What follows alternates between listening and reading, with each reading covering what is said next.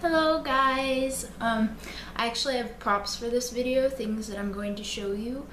Like, I don't know if they'd be props, but things I'm going to show you to kind of help you with the idea of it. And so this video is 5 tips on how to survive the day with depression, because I know it is very hard.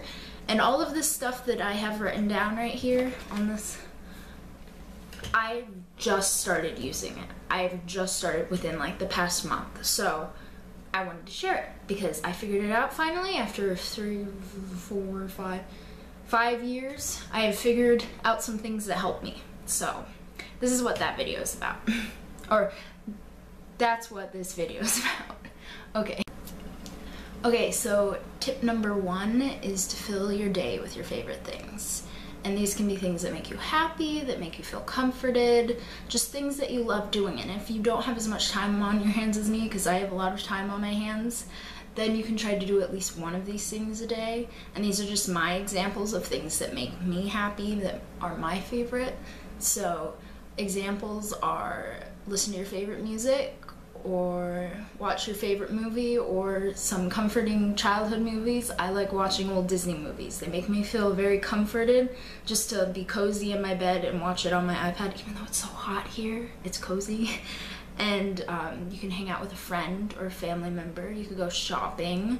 You could paint or draw. I really like painting, but it makes a mess. So you could just draw, or you can write.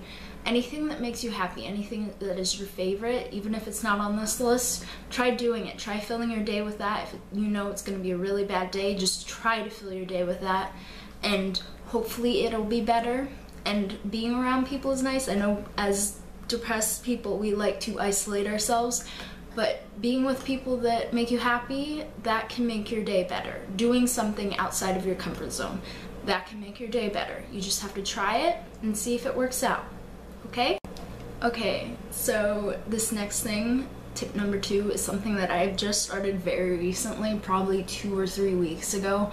I started writing out a list of things to do every single day, and it doesn't have to be very strict, and this might not work for everyone, but if you're like, it's summertime, or you don't go to school like me, if you're homeschooled and you have so much time on your hands, this can really help you to keep yourself from getting lost. So this is my list, and I don't have as many things checked off yet, but I write a list of things to do, and it's not strict. It's not like you have to do it in this time increment. It's just things that I fill my day with, and then I always put like one song that I really like in the corner, and then I have some coping skills at the bottom, and then I have this magnet that says I can only please one person per day. Today I choose me.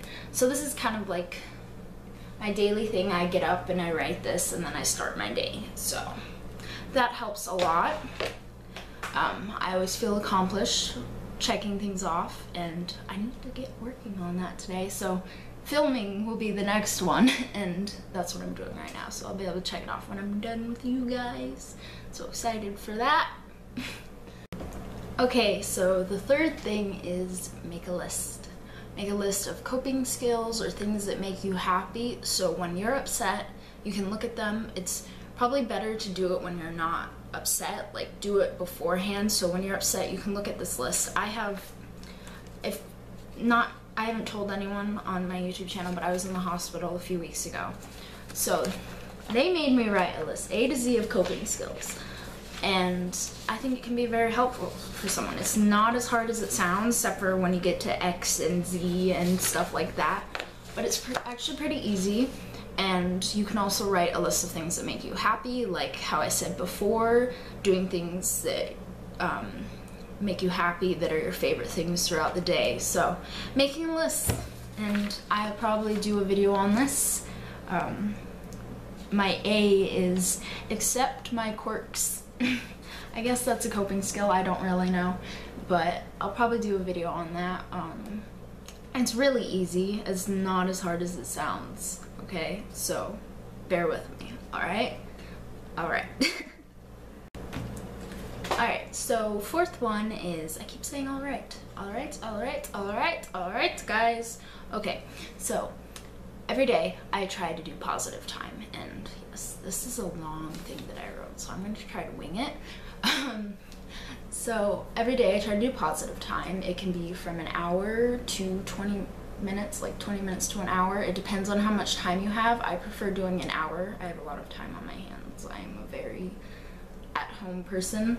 And this helps in the summer too. Like, you can probably do it longer in the summer, and when school comes around you can do it for like 20 minutes. With depression, you often become very negative. I'm a very negative person, but this hour is dedicated to all positivity. It's a relaxing time. It's not meant to be up and going and doing stuff. It's just you alone and trying to fill it with positive things. During this time, I like to look up videos called positive affirmations. There's a ton of videos. That's all you look up, positive affirmations, and I like to listen to them in like the 20-minute range. It's just closing my eyes, laying down, and listening to someone talk about positive things that are about you, and it's really helpful. And then after I'm done, I like to write in this book my own positive affirmations. This can take like 10-20 minutes again, so it adds up.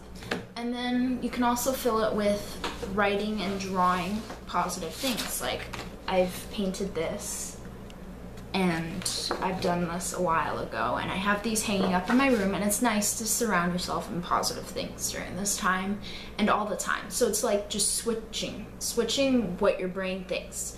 Not negative, positive. Alright, so the last one is to get active. This might be hard if you're like me and you suffer from an eating disorder and one of your symptoms is to over-exercise. So I would consult your doctor or your dietitian first about this, and what I do is I place limits. I try not to go over my limits, and I don't think I have since I've started doing this. But you can go for a walk with your dog or by yourself. You can go swimming. You can go shopping, that's kind of active. Anything when you're outside, and running. I only run for like 20 minutes. I talk to my dietitian first. You can do anything that makes you active. Being outside is a healthy and balancing thing. So if you're exercising and it's not over-exercising, that's a good thing. Don't be afraid of it. It took me a few months. In recovery, it took me about like 7 months before I was like, okay, I think I can exercise now without getting like triggered and being like, okay, I want to over-exercise. So it is a very delicate thing if you have an eating disorder. So try doing it at least once a day, or maybe every other day, maybe a few times a week, just to get out and active and in the sun. I know it's hot right now, it's the summer, it's 116 degrees in Arizona, I know, but I've been trying to do it and it's actually very nice and you get used to the heat. So these are my tips. I hope you guys have a beautiful day, and my card has been getting full every time I film one of these. But smile, try your hardest, and I believe in you. And everyone who watches this believes in all of you too. Okay? Okay. Goodbye, guys.